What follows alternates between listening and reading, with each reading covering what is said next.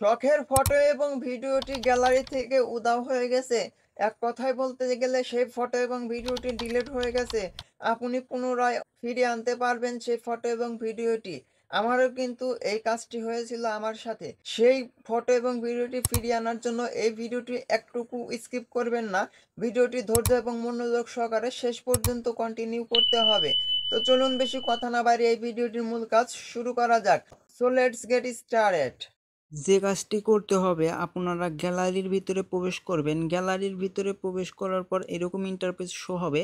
এইখান থেকে আমি একটা ভিডিও ডিলিট করে অথবা একটি ফটো ডিলিট করে সেম প্রসেসে কিন্তু দেখিয়ে দিচ্ছি একদম প্রমাণ সহকারে। ধরেন এই উদাহরণস্বরূপ এই ফটোটি আমি ডিলিট করে দিলাম। দেখছেন, ডিলিট করে দেওয়ার পর এই সাইকেলের ফটো অথবা ভিডিও সেম জায়গাতেই কিন্তু যাবে ডিলিট হয়ে যাওয়ার পর। তারপর কিন্তু আপনাকে ওইখান থেকে রিস্টোর করে আপনার পুনরায় গ্যালারিতে ফিরিয়ে আনতে পারবেন। সাইকেলের ছবিটি আমি আপনাদেরকে ফিরিয়ে এনে দেখাচ্ছি। সর্বপ্রথম আপনারা গ্যালারির ভিতরে প্রবেশ করার পর এখানে অ্যালবামস অথবা অল অ্যালবামস বলে একটি অপশন দেখতে পারবেন। এই অপশনটাতে ক্লিক করে দিবেন। একদম এইখানে যে দেখতে পাচ্ছেন এই অপশনটাতে ক্লিক করে দেওয়ার পর হালকা একটু নিচের দিকে স্ক্রল করবেন। নিচের দিকে স্ক্রল করলে এইখানে যে দেখতে পারবেন রিসেন্টলি ডিলেট বলে একটি অপশন। এই রিসেন্টলি ডিলেট বলে অথবা অল রিসেন্টলি ডিলেট যে কোনো একটা অপশন কিন্তু থাকতে পারে।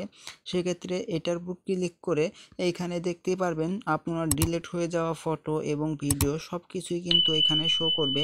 দেখেন, আমি যে সাইকেলটি ডিলিট করেছি সেক্ষেত্রে এখানে কিন্তু একটি শো করছে। যদি আমি ভিডিও ডিলিট করতাম তাহলে এখানে কিন্তু ভিডিওগুলাও শো হতো।